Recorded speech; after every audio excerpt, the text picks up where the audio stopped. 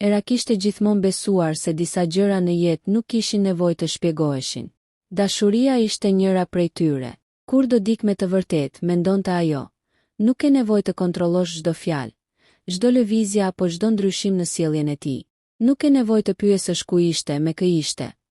Pse nuk u përgjigj apo pse papritur filloi ta mbante telefonin gjithmonë me ekranin poshtë. Besimi sipas saj ishte pikërisht kjo. Të mos kërkoje prova, të mos dyshoje, të mos jetonte me frikën se një ditë do të zbulonte diçka që nuk duhej ta dinte. Era ishte peshore dhe ndoshta kjo ndikonte më shumë nga sa mendonte. Gjithmonë kërkonte ekuilibrin. Kur kishte një konflikt, ajo ishte personi që përpiqej të gjente një rrugë të mesme. Kur dy njerëz ziheshin, ajo dëgjonte të dyja anët.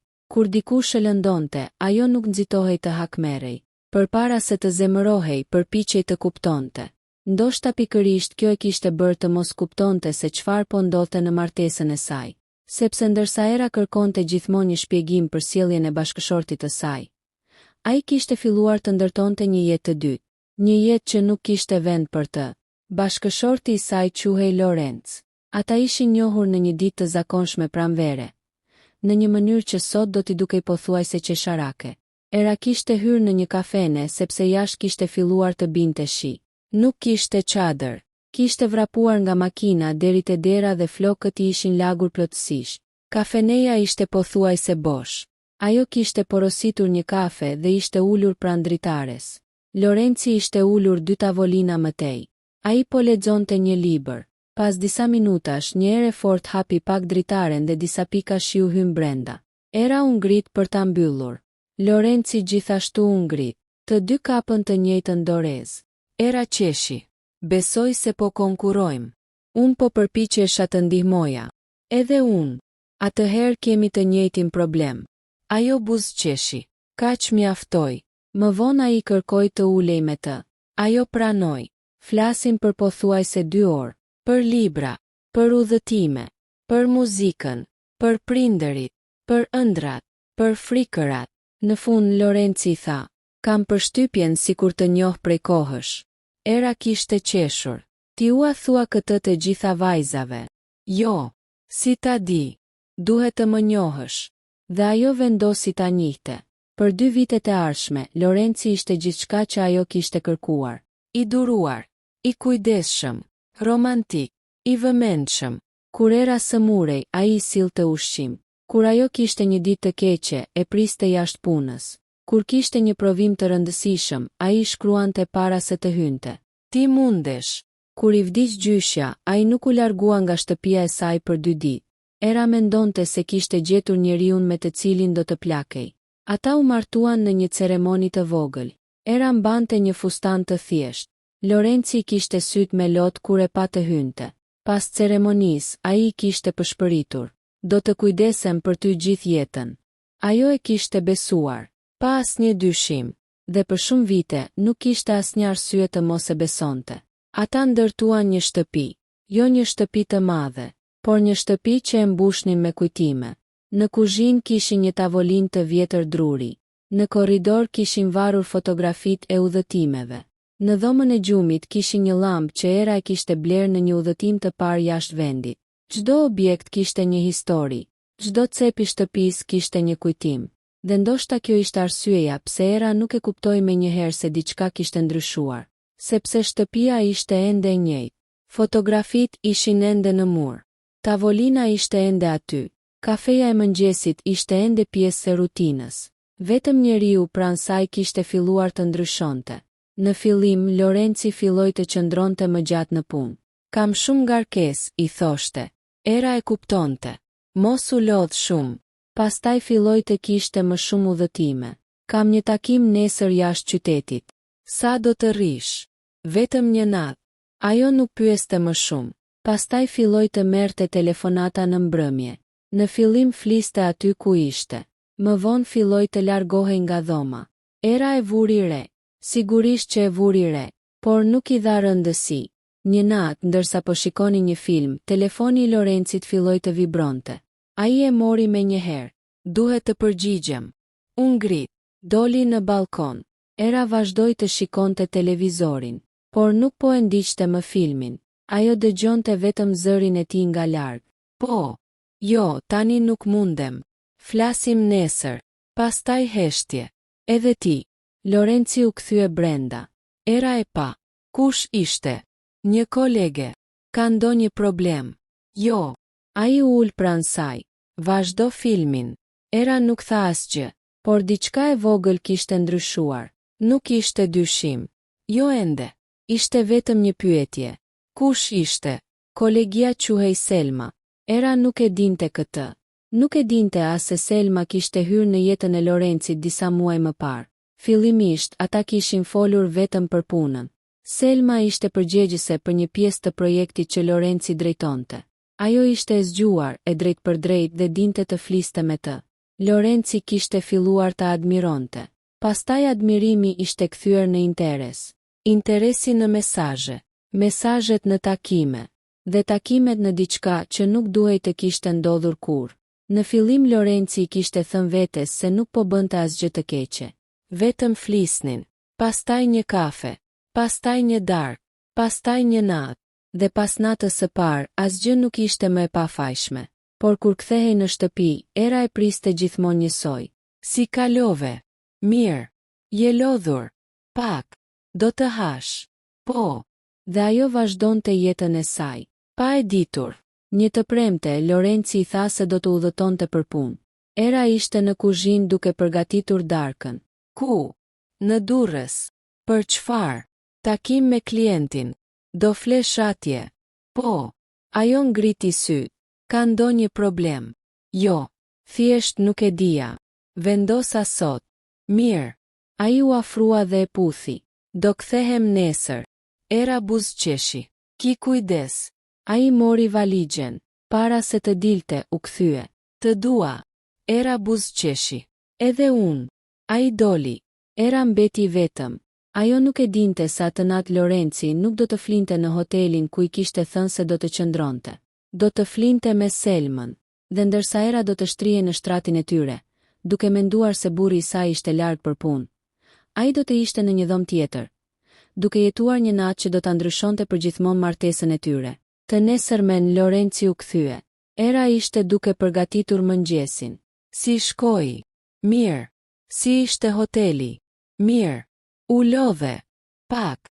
Ajo e përqafoi. Mirë se erdhe. Lorenci e shtrëngoi. Për disa sekonda ai mbylli syt. Ndoshta ndihej fajtor. Ndoshta jo. Ndoshta ishte thjesht i lodhur. Por Era nuk pa asgjë. Ajo vazhdoi të besonte. 2 javë më vonë, Era gjeti një faturë në makinën e Lorencit. Ishte nga një hotel. Ajo e mori. Data ishte ajo e udhëtimit. Por emri i hotelit nuk ishte ai që Lorenci kishte përmendur. Era qëndroi e heshtur. Lexoi faturën. Pastaj e futi përsëri aty ku e kishte gjetur. Mbrëmjen e asaj dite, ajo nuk tha asgjë, por gjatë natës nuk mundi të flinte. Shikonte Lorencin që flinte pranë saj, dhe për herë të parë mendoi, po sikur të më gënjej. Ajo e largoi me një herë mendimin. Jo. Pastaj një tjetër. Po sikur të ketë dik tjetër. Ajo u ngrit nga shtrati. Shkoi në kuzhinë. Pi ujë. U kthye. Lorenci vazhdonte të flinte. Era e pa. Jam duke u çmendur, mendoi, dhe detyroi veten të mos mendonte më. Ditët vazhdonin. Lorenci ishte herë i dashur, herë i largët. Kjo e bënte edhe më të vështirë. Nëse ai do të ishte gjithmonë i ftohtë, Era do ta kuptonte. Por jo. Disa ditë ai sillte lule. Disa ditë i dërgonte mesazhe romantike. Disa mbrëmje e përqafonte dhe i thoshte: "Ti je gjëja më e mirë që më ka ndodhur." Dhe pikërisht këto fjale e bënin të dyshonte në veten. Si mund të ishte duke e tradhtuar nëse sillej kështu? Ajo nuk e kuptonte ende se një njeri mund të jetë i dashur dhe i pabes në të njëjtën kohë. Mund të ketë ndjenja për ty dhe përsëri të bëjë diçka të pafalshme. Mund të puth në ballë në mëngjes dhe të gënjej në mbrëmje. Mund të thotë të dua dhe të mos ketë forcë karakteri për ta respektuar atë dashuri. Një pasdite, Era po punonte nga shtëpia. Lorenci kishte harruar laptopin. Ajo dëgjoi telefonin e tij. Ekrani u ndez. Nuk kishte emër, vetëm një numër. Mesazhi ishte i shkurtër. Kur do të vijësh përsëri? Era ndjeu zemrën t'i ndalonte për një çast. Telefoni u fi. Pastaj u ndes përsëri. Po më mungon. Ajo nuk e preku. Nuk donte. Por tashmë e dinte se diçka ishte shumë më keq se sa kishte menduar. Kur Lorenci u kthye, ajo po rrinte në divan. Ke harruar telefonin. Ah, po. Ai e mori. Era e pa. Një grua të shkroi. Lorenci u ndal. Kush? Nuk e di. Çfarë tha? Po më pyeste kur do të vije përsëri. Ai heshti. Era priti. Është Selma. Selma. Po. Çfarë do? Ka një problem me projektin. Vetëm kaq. Po. Era e shikoi. Po më mungon. Lorenci ngriti supet. Ndoshta e ke lexuar gabim. Jo. Ai mori frym. Era, mos fillo me këto. Këto çfarë? Dyshimet. Unë po të bëj një pyetje. Sepse nuk më beson.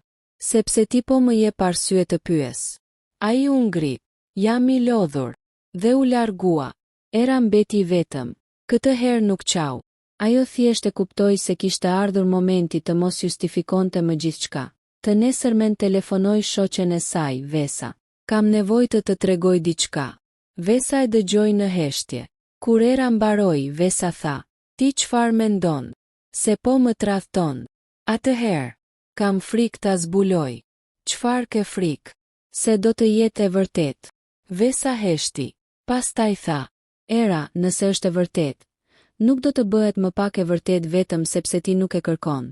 Këto fjali mbetën në mendje. Atë natë Era vendosi të mos pyeste më. Do të vëzhgonte. Jo për hakmarrje, jo për të krijuar një skandal, por sepse kishte nevojë për të vërtetën. 3 ditë më vonë Lorenci i tha, do të udhëtoj përsëri. Era e pa. Ku? Vlorë. Me kë? Me ekipin. Selma do jetë. Ai heshti për një moment. Po. Era nuk reagoi. Mirë. Lorenci u çudit. Mirë. Po. Ti nuk ke problem. Jo. Ajo buzëqeshi. Por brenda saj, diçka ishte bërë shumë e qetë. Një qetësi që Lorenci nuk e kuptoi. Atë mbrëmje, Era nuk e telefonoi. Nuk i dërgoi mesazh. As nuk pyeti nëse kishte mbërritur. Ajo thjesht priti. Dhe rreth orës 11 të natës, telefoni i saj mori një mesazh nga një numër i panjohur. Zonje, nuk e di nëse po bëj gjën e duhur, por mendoj se duhet ta dini. Era u ngrir. Çfarë? Mesazhi tjetër erdhi pas pak. Burri juaj nuk është vetëm në hotel. Era e pa ekranin. Duart i dridheshin. Kush je? Pas disa minutash. Jam dikush që e ka parë. Pastaj erdhi një fotografi. Era nuk donte ta hapte. Por e hapi. Në fotografi ishte Lorenci. Dhe pranë tij ishte Selma. Në hyrje të hotelit. Dora e saj ishte mbi krahun e tij. Ata po buzëqeshnin. Era nuk bërtiti. Nuk qau. Vetëm u ul. Fotografia ishte e paqartë. Por mjaftonte. Ajo e dinte. Më në fund e dinte. Burri që kishte përqafuar atë mëngjes ishte i njëjti burr që po hynte në një hotel me një grua tjetër. Ajo e mbylli telefonin. Dhe për herë të parë pas shumë vitesh, nuk kërkoi një shpjegim. Kur Lorenci u kthye 2 ditë më vonë, Era ishte në kuzhinë. Ai hyri me valixhen. Si je? Mirë. Çfarë ke bërë? Kam menduar. Ai e pa. Rreth çfarë? Era vendosi filxhanin mbi tavolinë.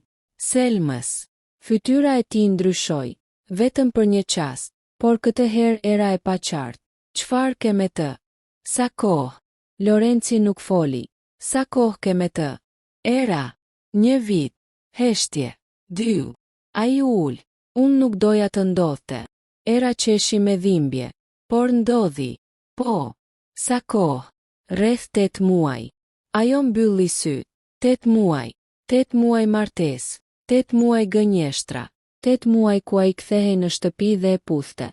8 muaj ku ajo i besonte. Ku keni shkuar? Ka ndodhur disa herë. Sa? Era. Sa? Ai nuk përgjigjej. Mirë, tha ajo. Nuk dua më numra. Ajo u ngrit. Çfarë do të bësh? Do të iki. Ku? Nuk e di. Era, të lutem. Ajo mori çantën. Kam nevojë të jem vetëm. Po martesa jon. Era e pa. Ti nuk e mbrojte kur duhej. Dhe doli nga dera. Për herë të parë pas shumë vitesh, ajo nuk u kthye pas. Dhe për herë të parë, Lorenzi e kuptoi se mund ta kishte humbur për gjithmonë.